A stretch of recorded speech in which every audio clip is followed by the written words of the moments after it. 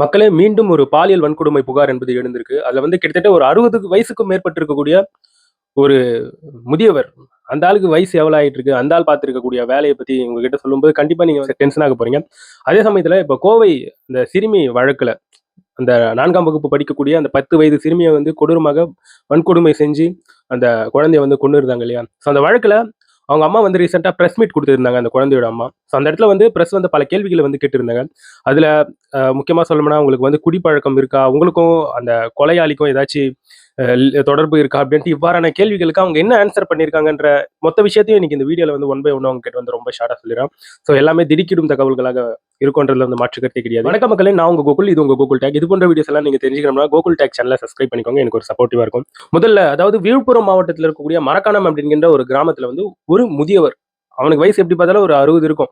ஏன்னா இது போன்ற செயல்களை செய்யறவங்களுக்கு வந்து என்னங்க மரியாதை வேண்டி கிடக்குது?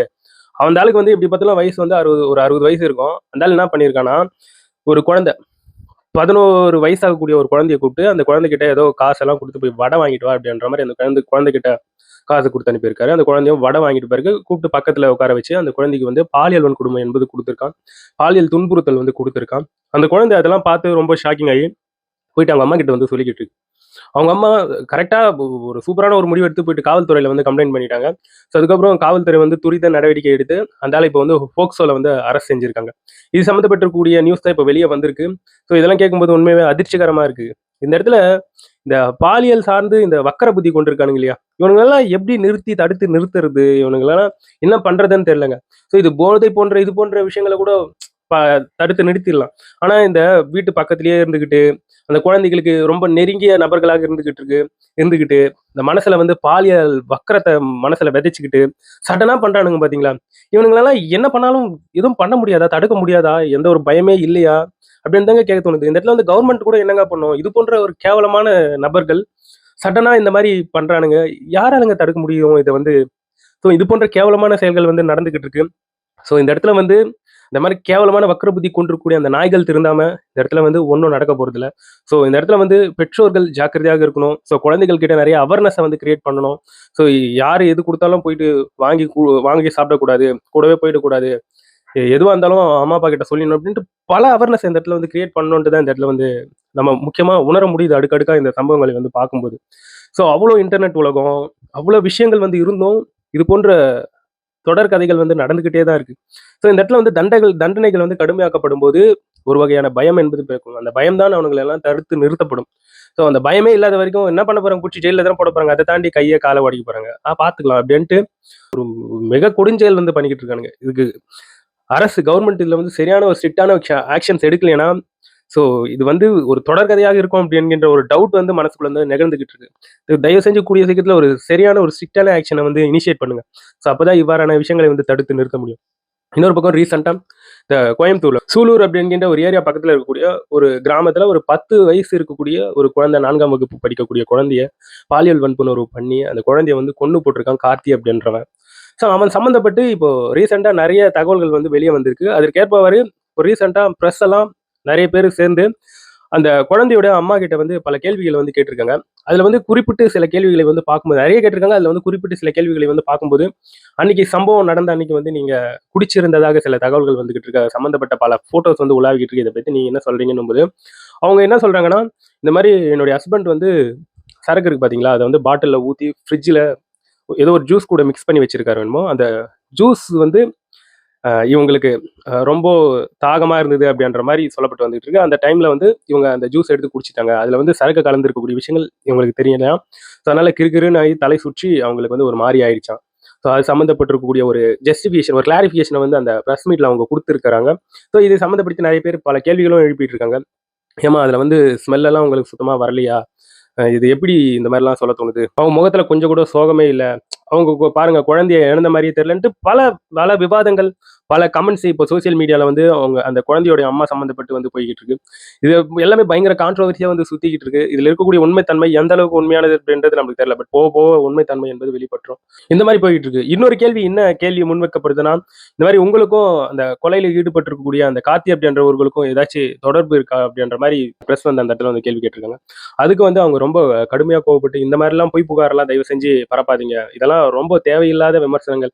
ஸோ ஸோ இந்த மாதிரி பரப்புறவங்களுக்கு மேல சத்தியமா நடவடிக்கை என்பது எடுக்கப்படும். எனக்கு ஏதாச்சும் ஒண்ணுன்னா அவங்க வந்து போலீஸ் ஸ்டேஷன், அதாவது அவங்கள தூக்கி ஜெயில்ல போடுவாங்க அப்படின்ற ஒரு பாணியில அவங்க வந்து ஆன்சர் பண்ணியிருந்தாங்க. அது சம்மந்தப்பட்டிருக்கக்கூடிய இந்த பிரஸ் மீட்லாம் இப்போ சோசியல் மீடியால பயங்கர வைரலா போயிட்டு இருக்கு. நிறைய நியூஸ் சேனல் அதுக்கு எலிவேஷன்லாம் ரொம்ப எக்ஸ்ட்ரீமா போட்டு குடுத்துட்டு இருக்காங்க. எக்ஸாஜரேட் பண்ணிட்டு இருக்காங்க. பட் அது பின்னாடி இருக்கக்கூடிய உண்மை தன்மை என்னன்றது வந்து யாருக்கும் தெரியாது. இன்னொரு பக்கம் வந்து குழந்தைய வந்து எனக்கு காட்டாமயே எரிச்சுட்டாங்க அப்படின்ட்டு அவங்களுடைய அம்மா அந்த பிரஸ் மீட்ல வந்து பேசிட்டு இருக்காங்க. ஸோ குழந்தைய கடைசி வரைக்கும் என்னால பார்க்கவே முடியல. ஸோ என்னுடைய ஹஸ்பண்ட் கிட்ட இருக்கக்கூடிய அதிகாரிகள்லாம் அவர்கிட்ட பேசி, அவர்கிட்ட இந்த அரசு குடுக்கக்கூடிய அந்த நிவாரண தொகையெல்லாம் குடுத்துட்டு, குழந்தைய கொண்டு போயிட்டு சொந்த ஊரான சேலத்துல கொண்டு போயிட்டு எரிச்சுட்டாங்க. அப்போ நாங்க கால் பண்ணி என் குழந்தைய நான் பார்க்கணும், நான் வந்துகிட்டு இருக்கேன் அப்படின்னு சொன்னாலும், நான் வரத்துக்கு 1/2 அன் ஹவருக்கு முன்னாடியே குழந்தைய எரிச்சுட்டாங்கன்ட்டு இவ்வாறான பல புகார்களை அவங்களுடைய அம்மா, பக்கத்துல இருக்கக்கூடிய சில நபர்கள் அப்படின்ட்டு பல புகார்கள் இந்த இடத்துல வந்து குவிந்த வண்ணம் இருந்துகிட்டு இருக்கு. ஸோ இந்த இடத்துல வந்து நம்மளுடைய தமிழக முதலமைச்சர் சிஎம் விஜய் அவர்கள் வேற அவங்க அம்மா கிட்ட வந்து பேசியிருக்காங்க. பேசி இது போன்ற மோசமான செயலை வந்து செஞ்சிருக்கக்கூடிய அந்த நபர்களுக்கு கடுமையான தண்டனை வந்து வாங்கி தரோம். நீங்க உறுதியா இருங்க அப்படின்ட்டு பல விஷயங்களை விஜய் அவர்கள் வேற பேசியிருக்காரு. இதை தாண்டி இன்னும் பல விமர்சனங்கள் வந்து எழுந்துகிட்டு இருக்கு. அந்த விமர்சனங்கள் என்னன்னு பார்க்கும்போது, டிவிகேல இருக்கக்கூடிய அமைச்சர்களுக்கு கொஞ்சம் கூட அந்த கோவையில இருக்கக்கூடிய சிறுமி இறந்ததுக்கான சோகம் தெரியல அவங்களுக்கு. ஸோ அசால்ட்டா பிரஸ் முன்னாடி வந்து சிரிச்சுட்டு கிடக்குறாங்க அப்படின்ட்டு சில வீடியோஸை வந்து ஷேர் பண்ணிட்டு இருக்காங்க. ஸோ அதுல வந்து அந்த அமைச்சர்கள் வந்து சிரிக்கக்கூடிய அந்த விஷயங்களை வந்து பார்க்க முடியுது. ஸோ இது வந்து முற்றிலும் தப்பு. இந்த மாதிரி பண்ணக்கூடாது. ஒரு குழந்தை இறந்து போய் கிடக்குது. இந்த இடத்துல வந்து எவ்வளவு பெரிய ஒரு சோகம் நிலவணும். பட் அதெல்லாம் விட்டுட்டு சிரிக்கிறது தப்பு அப்படின்ட்டு பல பேர் பல விவாதங்களை வந்து ஏற்படுத்திட்டு வராங்க. ஸோ அதற்கேற்ப அவர் தொழில்துறை அமைச்சர் கீர்த்தனா அவர்கள் வந்து ரீசெண்டா ஒரு பிரஸ் மீட் வந்து கொடுத்திருந்தாங்க. அந்த சமயத்துல வந்து கோயம்புத்தூர் மாணவி இந்த மாதிரி படுகொலை செய்யப்பட்டிருக்காங்க, வன்கொடுமை செய்யப்பட்டு. இதை பத்தி நீங்க என்ன நினைக்கிறீங்கன்ட்டு கீர்த்தனா அமைச்சர்கள் கிட்ட கேட்கும்போது அவங்க அதற்கு வந்து அட்மினிஸ்ட்ரேட்டிவ் சம்பந்தப்பட்டிருக்கக்கூடிய கேள்விகளை கேளுங்க அப்படின்ற மாதிரி அவங்க சொல்லியிருக்கிறது இந்த இடத்துல வந்து ஒரு வகையான ஒரு கோபத்தை வந்து உண்டாக்கி விட்டுருக்கு. அதே சமயத்துல அவங்க சொல்றாங்க அங்க இருக்கக்கூடிய பிரஸ் மீட், மேடம் இது வந்து அட்மினிஸ்ட்ரேட்டிவ் சம்மந்தப்பட்ட கொஸ்டின் கிடையாது. இது வந்து ஆஸ் எ ஒரு கேர்ளா, ஒரு பெண்ணா நீங்க இத சம்மந்தப்படுத்தி என்ன சொல்ல வரீங்க? ஏன்னா ஒரு குழந்தைய வந்து பெண் குழந்தைய வந்து வன்கொடுமை செஞ்சிருக்கானுங்க அப்படின்னு சொல்லும்போது, அவங்க வந்து சொல்றாங்க, எந்த முடிவு எடுத்தாலும் தலைவர் சரியான ஒரு முடிவு எடுப்பாரு அப்படின்ற மாதிரியான ஒரு பாணியில அவங்க ஆன்சர் பண்ணியிருந்தாங்க. இந்த இடத்துல வந்து அவங்க சைட்ல இருந்து இதெல்லாம் ஒண்ணு சொல்லியிருக்கலாம். ஆஸ் ஒரு கேர்ளா இது ரொம்ப தப்புங்க. இந்த மாதிரிலாம் நடக்கக்கூடாது. அது போன்ற நபர்களுக்கு வந்து பெரிய தண்டனை வந்து கிடைக்கப்பட வேண்டும் அப்படின்ட்டு இப்படி சொல்லியிருந்தா பிரச்சனையே இல்ல. பட்ல இருந்து பல பேர் அவங்களுக்கு வந்து எக்ஸ்பீரியன்ஸ் இல்லையா? இல்ல அவங்க புதுசா வந்ததால அவங்களுக்கு வந்து சில விஷயங்கள் வந்து தெரிய மாட்டேன்தா? இல்ல ஸோ இவ்வளவுதான் பேசணும், இவ்வளவு பேசக்கூடாது அப்படின்ட்டு ஏதாச்சும் சட்ட திருத்தங்கள் இருக்கா? அவங்களுடைய கட்சியில அப்படின்ட்டு பல கான்ட்ரோவர்சியான விஷயங்கள் வந்து பேசப்பட்டு வந்துகிட்டு இருக்கு. பட் இந்த இடத்துல வந்து நெறைய வீடியோக்கள் வந்து பார்க்க முடியுது. சில போலீஸார் பிரஸ் மீட் குடுக்கும்போது அந்த இடத்துல அவங்க ஸ்மைல் பண்றாங்க. சில அமைச்சர்கள் இந்த இடத்துல வந்து ஸ்மைல் பண்றாங்க. அது வந்து என்ன மாரியான ஒரு செயல்ன்றது நம்மளுக்கு வந்து தெரியல. பட் ஒரு ஒரு மோசமான ஒரு சிச்சுவேஷன் ஒரு குழந்தைக்கு வந்து ஒரு மோசமான ஒரு சம்பவம் நடந்திருக்கு. ஸோ அந்த சம்பவத்த யோசிச்சு பார்க்கும்போது உண்மையாவே ரொம்ப சோகம் தான் வரும், வெறுப்பு வரும், கோபம் வரும், கஷ்டம் வரும். அது போன்ற ஒரு மனநிலை தான் இருக்கும். பட் இவங்க வந்து எந்த மனநிலையில சிரிக்கிறாங்கன்றது தெரிய மாட்டேன்து. இது வந்து இப்போ ஒரு பெரிய விவாதமாக மாறி நிக்குது. ஸோ இது போன்ற விஷயங்கள் வந்து அடுத்து நடக்கக்கூடிய சம்பவங்கள்ல வந்து தவிர்க்கப்பட வேண்டிய ஒரு விஷயம். இந்த இடத்துல ஆல்ரெடி எதிர்க்கட்சிகள் வந்து டிவிகே கட்சி மேல வந்து ஏகப்பட்ட குறைகளை வந்து சொல்லிட்டு இருக்காங்க. எடுத்ததுக்கெல்லாம் குறை, பண்ணதுக்கெல்லாம் குறை அப்படின்ட்டு பல குறைகளை இந்த இடத்துல வந்து சுட்டி காட்டிட்டு இருக்காங்க. நடக்கக்கூடிய ஒவ்வொரு தப்புக்கும் பயங்கரமா எலிவேஷன்லாம் குடுத்து, ஸோ அதுக்கெல்லாம் இன்ட்ரோலாம் குடுத்து பயங்கரமா அதை வந்து மக்களுக்கு மத்தியில வந்து ஸ்ப்ரெட் பண்ணிட்டு இருக்காங்க. இது போன்ற ஒரு சமயத்துல ஸோ இவ்வாறான விஷயங்கள் வந்து மக்களுக்கு மத்தியில வந்து ஒரு அதிருப்தியை தான் ஏற்படுத்தி விடும். தயவு செஞ்சு டிவிகேல இருக்கக்கூடிய அமைச்சர்கள், ஸோ ஒரு சிலர்கள் வந்து இதை வந்து கவனமாக அடுத்து வரக்கூடிய காலகட்டத்தில வந்து நீங்க வந்து கையாள வேண்டும். ஸோ இந்த மாரி அசால்ட்டா சிரிக்கிறது, ஸோ இந்த மாரி பண்றதெல்லாம் ஸோ இப்போ வரக்கூடிய காலகட்டத்தில வந்து சோசியல் மீடியால ரொம்ப பெருசா அத வந்து கான்ட்ரோவர்சி பண்ணுவாங்கன்றதுல மாற்று கருத்தே கிடையாது. இதெல்லாம் பார்க்கும்போது தெரியுது. ஸோ தயவு செஞ்சு இதெல்லாம் பார்த்துக்கோங்க. அப்புறம் வந்து இன்னொரு லாஸ்ட்டா ஒரு ரிக்வெஸ்ட் என்னன்னா, ஸோ விஜய் அண்ணா வந்து ஆல்மோஸ்ட் ஒரு கெட்ட விஷயத்துக்கு வந்து இப்ப எதிர்குரல்களை வந்து பதிவு பண்றது தப்புன்னு சொல்ல மாட்டாரு. பட் உங்களுக்கு தோன்றத சில விஷயத்த சில இடங்கள்ல வந்து பேசுங்க. கட்சி தலைமையெல்லாம் ஒண்ணும் எதுவும் சொல்ல மாட்டாங்க. அத விட்டு நம்ம என்ன பேசினாலும் தப்பா போயிடும். விஜய் அண்ணா நம்மள கண்டிக்க போறாரு. எதனா தப்பா போய் முடிய போகுது அப்படின்ற ஒரு யோசனையிலேயே சில அமைச்சர்கள் வந்து சில விஷயங்கள வந்து பேச தவிர்க்கிறாங்க. ஸோ சமூகத்துக்கான நல்லத வந்து தயவு செஞ்சு பேசுங்க. யாரும் எதுவும் சொல்ல மாட்டாங்க. அப்படி எதனா சொன்னாங்களும் எங்க மக்கள், இங்க இருக்கக்கூடிய நெறைய இன்ஃப்ளூயன்சர் வந்து உங்களுக்கு சப்போர்ட் நிப்பாங்க. மாற்று கருத்தே கிடையாது.